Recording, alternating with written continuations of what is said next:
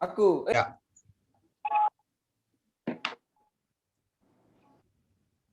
Belum. Ya, nggak apa-apa. Om Swastiastu. Kenalkan, kami dari kelompok 6 akan mempresentasikan tentang tugas yang kami buat. Saya Dewa Gede Bayu Pradana Putra, NIM 1962121 akan menjelaskan materi pertama. Kajian desain struktur bangunan sederhana yang akan kami bahas di sini adalah ada bangunan jenang, bangunan balai dangin, dan dapur. Yang pertama ada bangunan jenang.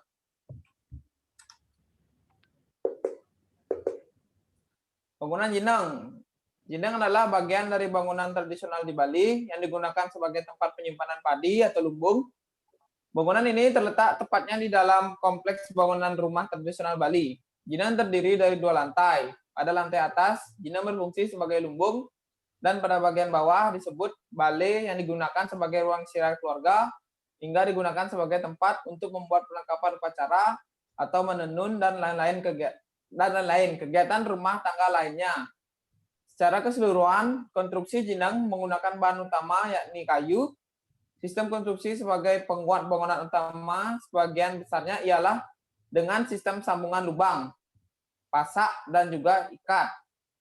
Hanya sedikit bagian-bagian tertentu yang menggunakan paku hanya berupa penguat tambahan, bukan sebagai penguat utama. Struktur yang kokoh pada jenang diperkuat juga oleh balai, sebuah papan kayu pada lantai dasar yang beruang terbuka. Pada bentuk atap jenang terbuat dari bahan kayu yang tipis dengan atap yang melengkung. Bentuk melengkung demikian menggunakan untuk menahan beban di atasnya seperti air hujan agar mudah jatuh dari atap diteruskan ke bawah, sehingga mengurangi risiko air merembes ke dalam yang dapat menyebabkan meningkatnya kelembapan di dalam lumbung. Bentuk atap melengkung pun juga menyulitkan hama tikus masuk ke dalam lumbung. Dengan memiliki lantai bertingkat, padi di dalam lumbung memperoleh sirkulasi udara yang cukup dan terhindar dari hewan dan hama yang dapat menyebabkan kerusakan padi.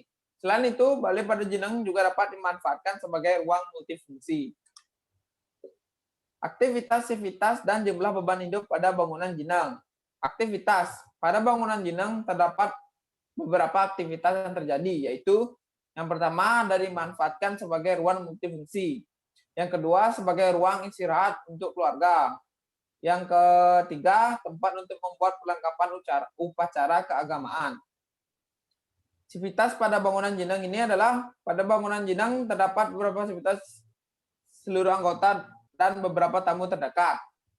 Jumlah beban hidup pada bangunan jenang ini ada manusia 3-6, ada meja 1, karpet 1, pelangkiran 1, dan beberapa benda. Selanjutnya akan dijelaskan oleh teman saya.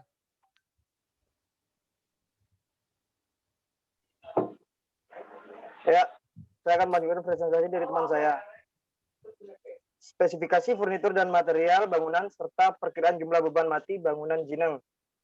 Untuk spesifikasi furnitur, ada meja dengan ukuran 80 x 60 x 25 cm. Dan juga ada karpet dengan 140 x 90 cm. Dan juga pelangkiran dengan ukuran 25 x 30 cm. Dan untuk material bangunannya ada kayu kamper dan genteng. Next.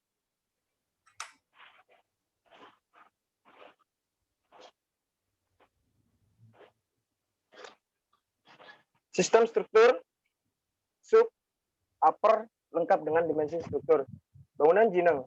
Superstruktur pada bangunan jenang ini ruangan yang terbuka memiliki fungsi sebagai tempat untuk para tertua melaksanakan kegiatan seperti menjejahitan. Bagian substruktur pada bangunan jenang ini terdiri dari saka atau kolom, adalah tiang bangunan rumah Bali atau yang sering disebut dengan saka merupakan tiang penyangga pada rumah-rumah tradisional Bali. Substruktur pada bangunan adalah bagian paling bawah pada jenang tersebut. Bagian sub pada jenang terdiri dari sendi atau purus, dan pondasi. Dan yang terakhir, upper struktur. Pada bangunan jineng ini, bagian atas pada bangunan jineng, upper struktur yang digunakan terdiri dari atap. Atap pada jineng di sini memiliki fungsi yang tidak hanya untuk menghindari dari hujan. Atap pada jineng ini memiliki fungsi lain untuk menyimpan gerabah. Ya, selanjutnya presentasi akan dilanjutkan oleh teman saya.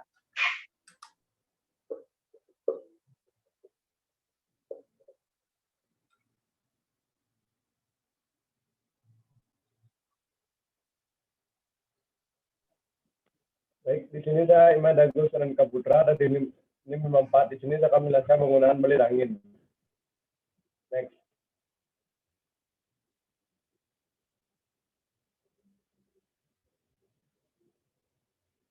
Penggunaan balai angin. Balai angin terletak di sebelah timur dengan orientasi menghadap ke barat. Balai angin memiliki jumlah sampai 8 buah. Balai angin ini masih sangat tradisional, dilihat dari material bangunan yang masih menggunakan bahan alami seperti kayu, bata, dan batu bara. Elemen pada bawah pada balai angin ini menggunakan lantai marmer. Elemen samping merupakan konstruksi yang terdiri dari 8 tiang atau sake yang dirangkai menjadi satu balai menggunakan berbentuk pemanjang angin kauf atau dari timur ke arah barat dengan kepala arah timur. Pada bagian timur dan selatan, balai terdapat dinding atau sekat tembok. Elemen atas pada balai angin ini tersusun dengan bahan-bahan seperti genteng pada bentuk bagian atap, kayu sebagai rangka atap yang terangkai dengan sambungan. Balai angin ini difungsikan sebagai tempat dilangsungkan upacara keagamaan seperti mentatah, upacara pengabenan. Fungsi dari lain pohon ini biasanya digunakan tempat meja jahitan. Next.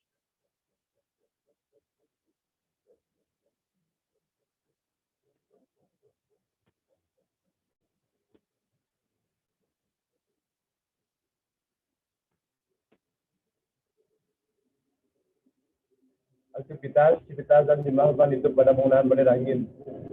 Aktivitas pada bangunan balai angin terdapat beberapa aktivitas yang terdiri dari yaitu tempat untuk melaksanakan upacara seperti perayaan. Balai angin juga dapat digunakan sebagai menjamu para tamu, sebagai tempat duduk bersantai-santai, dan sebagai tempat berkumpul bagi keluarga. Aktivitas pada bangunan balai angin ini yaitu terdiri dari seluruh anggota keluarga dan beberapa tamu. Jumlah beban hidup pada balai angin ini yaitu manusia 3-6 orang, meja 1, karpet 1, TV 1, dan pelajaran 1. Baik, mungkin itu saja penjelasan dari saya, mungkin dilanjutkan oleh teman saya. Baik, saya Riki Prawira, NIM 057 akan melanjutkan presentasi spesifikasi furniture dan material bangunan. Yang pertama ada meja dengan ukuran 80 x 60 dengan ketinggian 25 cm. Kedua ada karpet dengan ukuran 140 x 90 cm.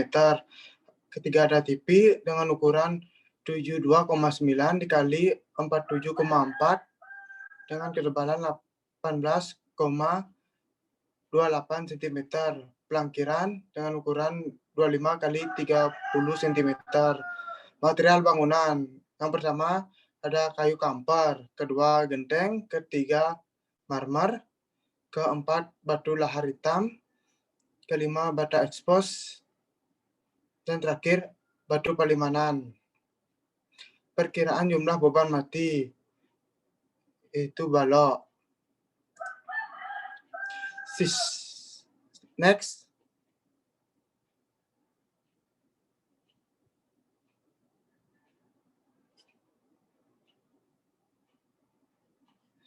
Sistem struktur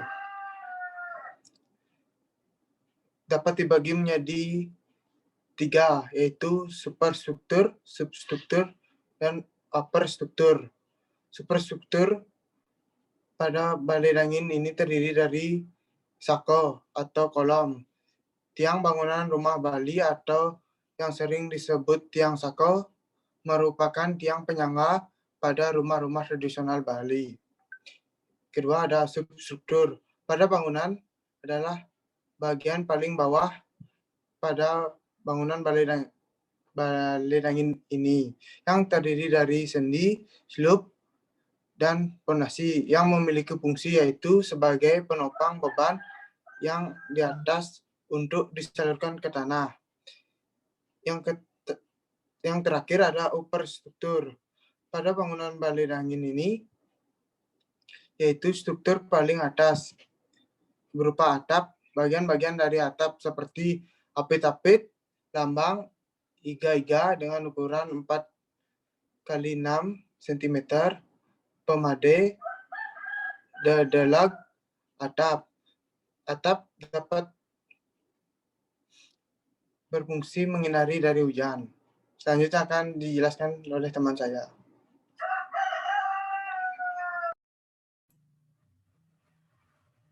Baik, saya Imade Tresna Bayu Sanjaya, NIM 058, akan menjelaskan tentang bangunan dapur.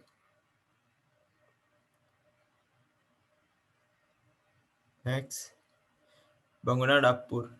Dapur memiliki nama lain dalam bahasa Bali yaitu paon. Paon sendiri terletak terpisah dari bangunan lain, yaitu pada daerah pojok sebelah selatan atau barat dari area bangunan Bali.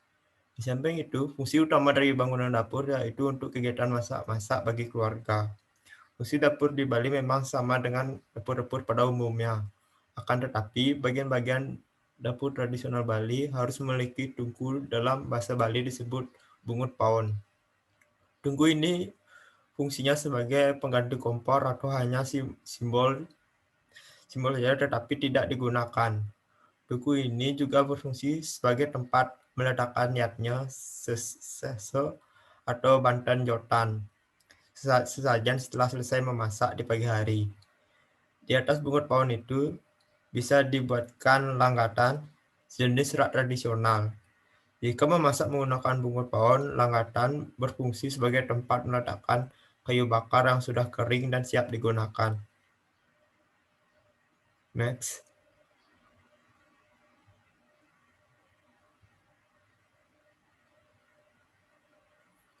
Aktivitas dan jumlah beban hidup pada bangunan dapur.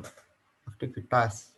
Pada bangunan dapur terdapat beberapa aktivitas yang terjadi yaitu antara lain sebagai lokasi untuk kegiatan masak-masak bagi keluarga, tempat untuk makan bersama keluarga, dan melakukan penyimpanan bahan pangan dan alat memasak.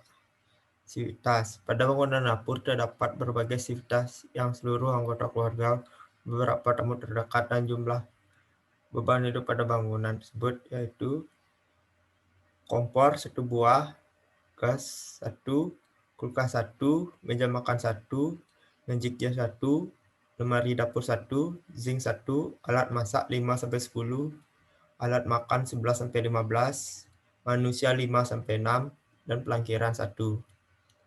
Selanjutnya akan dilanjutkan oleh teman saya.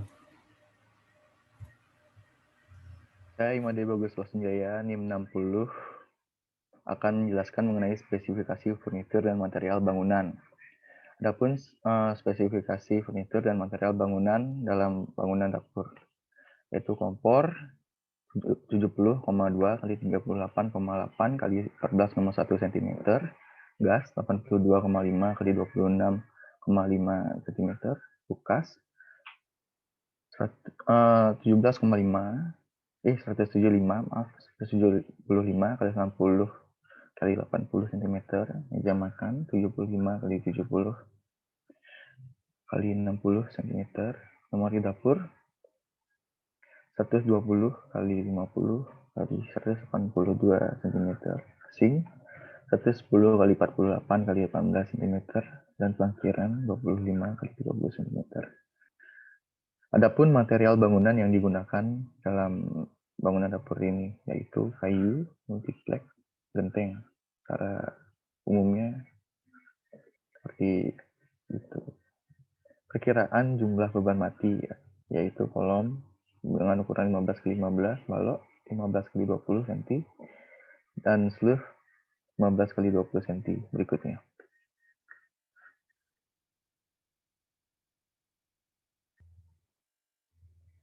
Sistem struktur pada bangunan dapur. Superstruktur bangunan dapur ini terdiri dari kolom dan dinding. Substruktur pada bangunan yaitu bagian paling bawah pada bangunan dapur tersebut yang terdiri dari pondasi dan roof. Upper struktur pada bangunan dapur ini bagian atas terdiri dari atap. Sekian presentasi dari kami. Mohon maaf bila ada salah kata. Saya tutup dengan hormat Santi. Om, Santi, Santi, Santi, Om.